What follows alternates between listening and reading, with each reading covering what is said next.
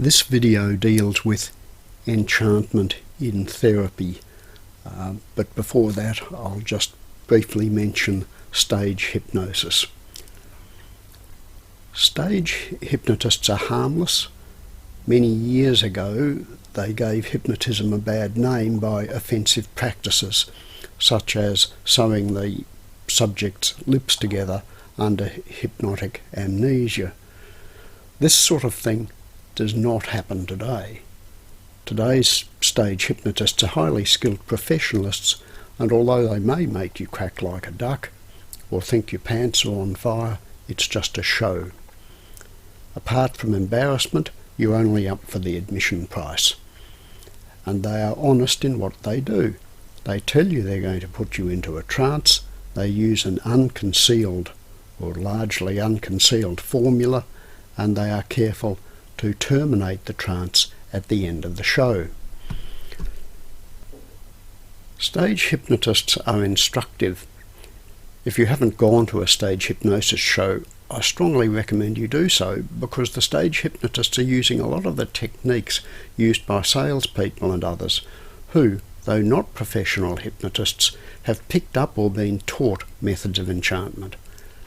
In these environments you can clearly see the power of enchantment and observe people going into trance. And do not be afraid to go up if you are called.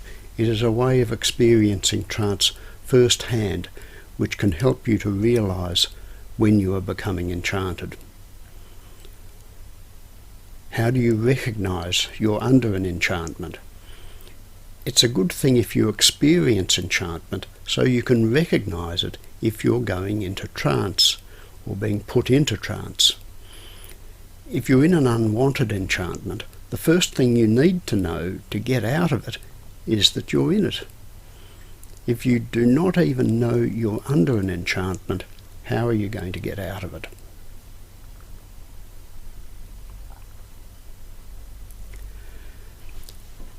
Enchantment in therapy. As mentioned, there are many ways of being enchanted, and there are many people you deal with who have varying abilities to exercise enchantment over you. The modern day enchanters and witches fall into three categories. 1. Professional hypnotists and hypnotherapists fully trained in hypnosis techniques. The second is professionals from a wide range of professions, trained in or exercising enchantment techniques, though many probably do not realise what they are doing and would deny it even if it was pointed out to them. And the third class is naturals, people who have acquired enchantment or bewitchment techniques by observation or unconsciously. Dealing with hypnotherapy. Hypnotherapists are healers. Stage hypnotists use hypnotism for entertainment. Hypnotherapists, and a lot of them do stage hypnosis on the side, are healers who use hypnosis in order to heal. Psychological healing occurs in the trance state, for the feelings which need to be healed are in the unconscious. With meditation, we put ourselves in trance. With hypnotism, we allow ourselves to be entranced by another. The advantage with hypnotism is that the hypnotist can guide what happens in the trance. As mentioned, you cannot guide what happens in meditation, because as soon as you start thinking with the conscious mind, you start coming up. You come out of trance. Only use qualified hypnotherapists. Only use a qualified hypnotherapist who's a member of a professional hypnotherapy association and who is bound by professional ethics, which essentially amount to the rule, do no harm.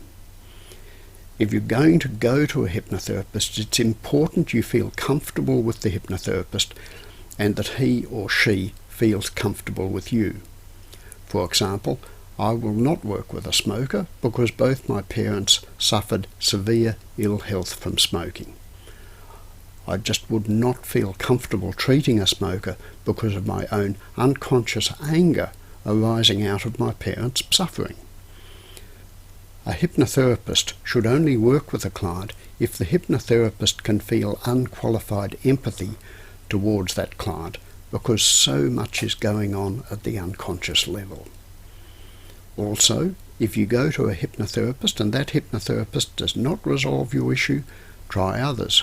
Realise that although hypnotherapy is a fast form of therapy compared to other talking therapies, it may take a number of sessions to heal your particular issue.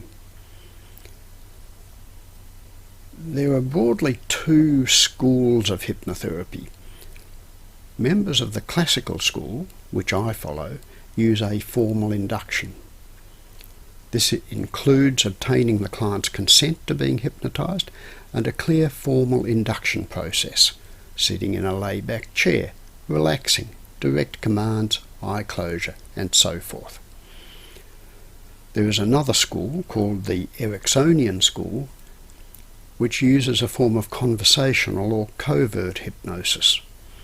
This is a subtler form of hypnosis which entrances the client through the use of indirect suggestion, metaphor, storytelling, and confusion.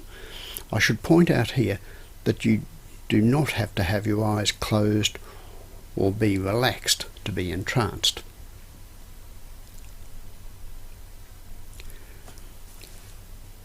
Part hypnosis therapies. Jungian psychotherapists and analysts and Freudian psychoanalysts claim they do not use hypnotism, though both Freud and Jung studied hypnosis and practiced it in their early careers. Whether or not Jungian and Freudian practitioners claim they use trance, these therapists can easily entrance you because of the techniques used by Freud and Jung, which included a lot of regression work, taking you back to childhood, dream analysis, and in the case of Jung, active imagination, a sort of guided meditation. If a Freudian or Jungian practitioner entrances you, whether they realise it or not, that is good, because that is where the healing occurs. Other non-mainstream therapists. Other non-mainstream therapists, such as transpersonal counsellors, neuro-linguistic programming, NLP practitioners, art therapists, dance therapists, focusing therapists, and mindfulness practitioners all use varying levels and types of trance. Yoga has a significant trance element. Guided meditation is just another name for hypnosis. Incidental hypnosis therapies. Doctors and nurses.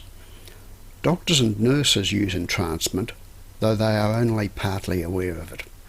Doctors and nurses are all too aware of the white coat syndrome, where a patient's blood pressure rises whenever a doctor or nurse takes their blood pressure.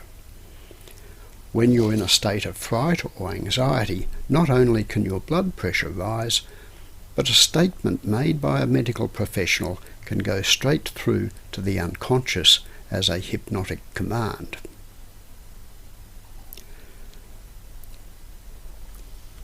Examples of inadvertent hypnotic commands by medical staff.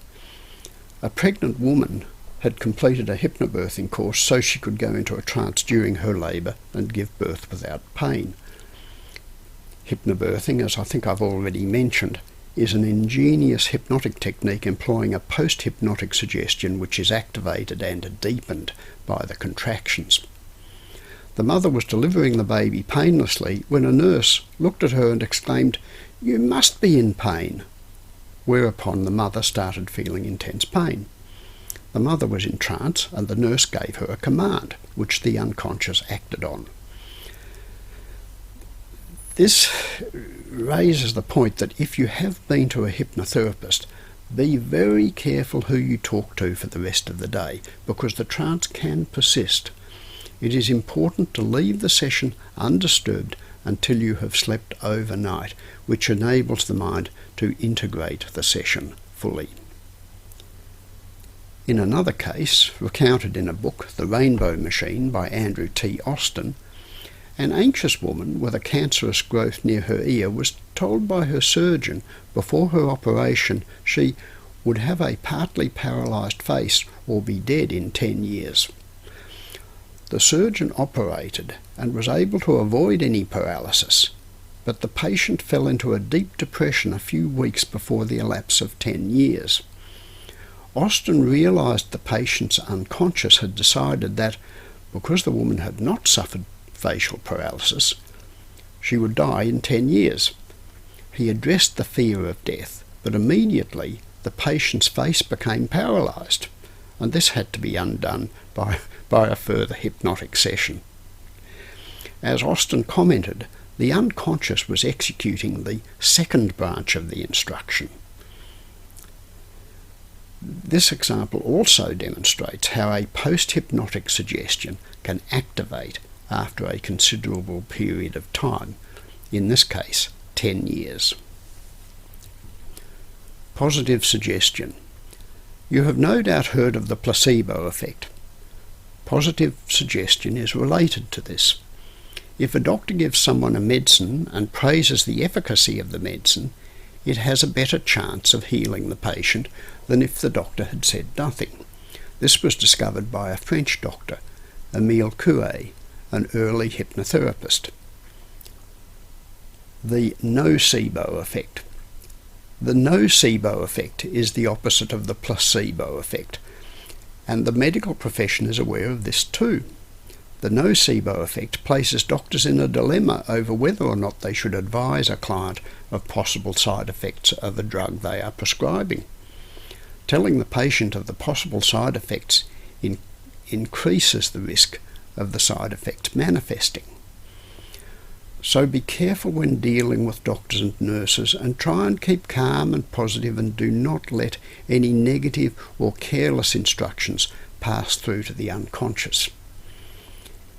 It may be, I put it no higher than this, that some cases of food allergy might be triggered or exacerbated by babies or toddlers picking up the anxiety of parents who are introducing them to potentially allergy-producing foods for the first time. It may be wise for parents who are introducing their children to foods, such as eggs and nuts, to have some calm person introduce the child to the food.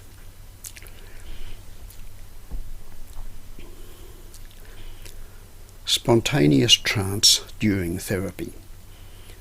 Psychiatrists and psychologists generally are not trained in hypnosis, and they attempt to work with the conscious mind. Whilst they are not trained to use trance, you can spontaneously go into trance during a session, and the therapist who has not been trained in hypnosis will probably not be aware of it. Even more probably, they will not know how to work with you in that trance state, and particularly to avoid doing harm if you suffer a panic attack under trance, what is called an abreaction.